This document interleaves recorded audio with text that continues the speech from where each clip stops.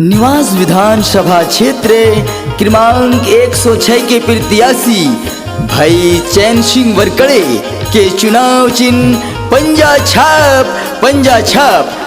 छाप पर मोहर लगाकर भारी मतों से विजयी बनाए।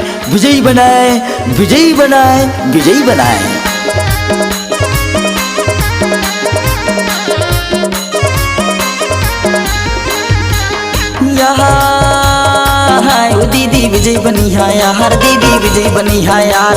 अरे पंजा छाप हवा निशान बटन दबैया ना, चैन सिंह भैया ला संगी विजय बनी है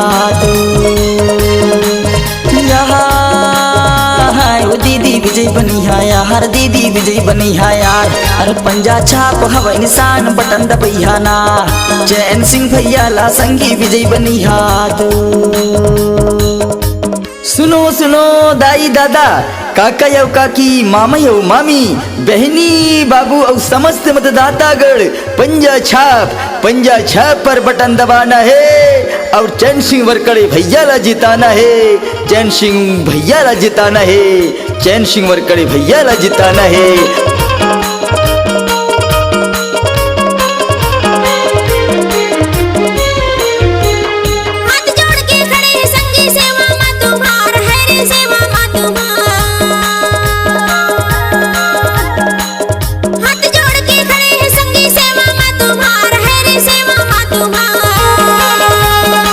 अरे भूल जाने जाना भैया पंजा छाप निशान ओमा बटन दबैया,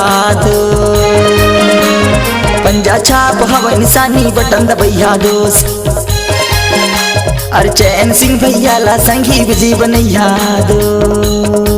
सुनो दाई दादा, काका यौ काकी, मामा यौ मामी, बहनी बाबू और समस्त मतदातागण पंजा छाप पर बटन दबाना है और चैन सिंह वरकड़े भैया ला जिताना है, चैन सिंह भैया ला जिताना है, चैन सिंह वरकड़े भैया ला जिताना है।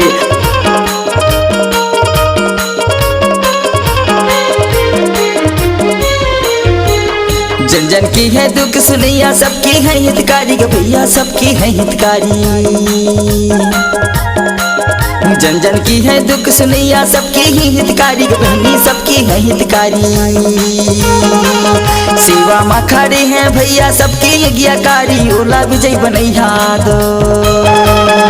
अरे पंजा छाप हवा निशान बटन दबैया दोस्त, चैन सिंह वरकड़े भैया ला विजय बनैया दो। ओ दीदी विजय बनी है यार, दीदी विजय बनी है यार। अरे पंजा छाप हवा निशान बटन दबैया ना, चैन सिंह भैया ला संगी विजय बनी है ओ दीदी विजय बनी है यार, दीदी विजय बनी है यार।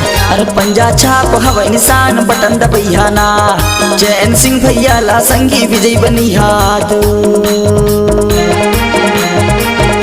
अरे पंजा छाप हवा निशान बटन दबैया ना, चैन सिंह भैया ला संगी विजय बनी है अरे पंजा छाप हवा निशान बटन दबैया ना,